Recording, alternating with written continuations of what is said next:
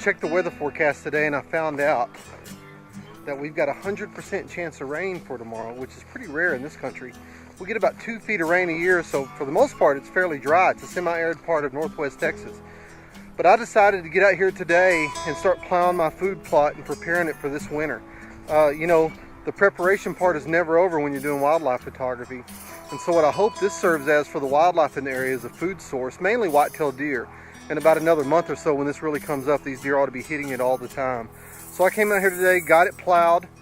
I'm using a pretty simple setup, just a garden spreader to spread the seed. Then I've got an old harrow that a farmer gave me to cover the dirt over the seed. And we get a little water on this thing, it ought to pop up about a week and start getting green. But you can see here, this is my feeder I put in place. It's just a simple gravity feeder that I feed corn out of.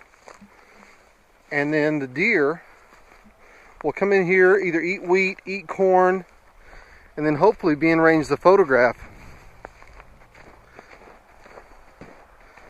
If you look over here, I've got a little bit of work to do, but this is the blind that my son and I started about a year ago. We had it brushed up really good with weeds and stuff, but it all fell off during the storms this spring. But a pretty simple setup. Sun's to the east, blinds here. When the sun comes up, hopefully we'll see deer on the food plot and get some great photographs.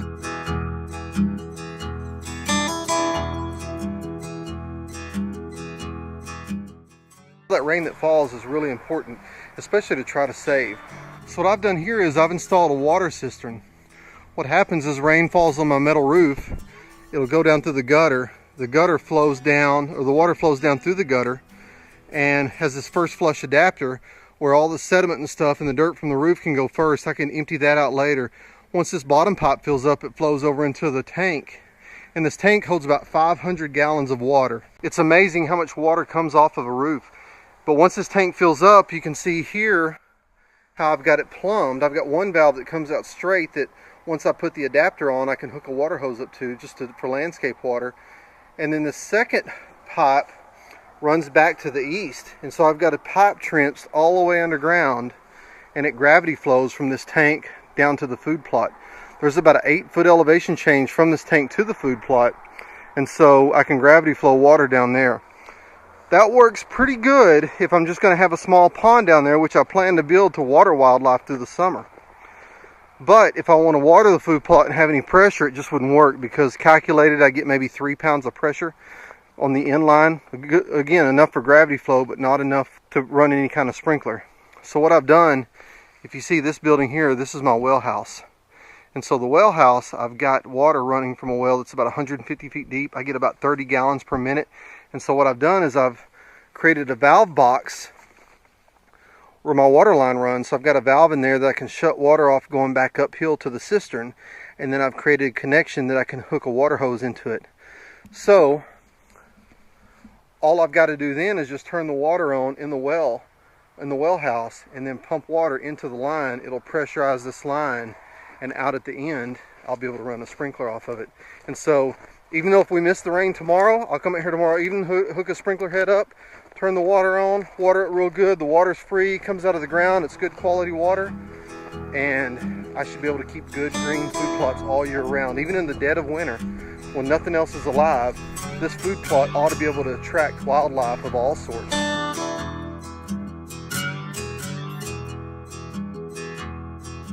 Whenever I'm setting up a place where I'll photograph in the future, I always try to be real purposeful in my approach. So you can see from this aerial shot, here's my food plot. And then here is the feeder that you saw in the previous presentation. And then right here is the blind that I set at. So to illustrate this for you, the sun, when it comes up, comes from generally in this direction. And so I've got the feeder here, I've got the food plot here, I've got the blind here. So what my hope is we'll have deer and turkey and quail or whatever else come out here, so they'll be well lit by the sun and they'll be right in front of the blind. And to accomplish that, one of the things I try to do is try to make easy access for the animals. So if you see this path here, this is the path that I cut when I first bought the property. I cut a trail through the property to make it easy to walk through so you don't have to stumble over grass and weeds and brush and everything else. And amazingly, deer will use the same trail. Deer and turkeys and every other kind of wildlife will use the same trail that people use, because like people, they like to take the path of least resistance. So in addition to these trails that lead into this, I also took a shredder on my tractor and cut a trail coming in this way. On this side of the property, you see a creek. Wildlife really likes to travel creeks, and so that gives them a place to pop up out of the creek and then follow down into the food plot. And then you can see here there's a county road on the south side of the property, and then deer will even jump the fence and come up this trail to go to the feeder. So really what I try to do is make a place that's convenient for animals to access. This food plot is surrounded by brush, so when animals are there eating, they feel secluded, and then also it gives them an easy point of ingress and egress. And so when they come in here, they feel protected with all the brush that surrounds them. But if they need to escape, they've got easy escape routes that they can get away from really easy. So in the past couple of years that I've been working on this spot, I've seen a lot of wildlife in it. I haven't really taken the time to spend a lot of time on it to photograph, because I've been trying to get it ready as a good place to photograph. So hopefully this season it'll be a productive spot for me.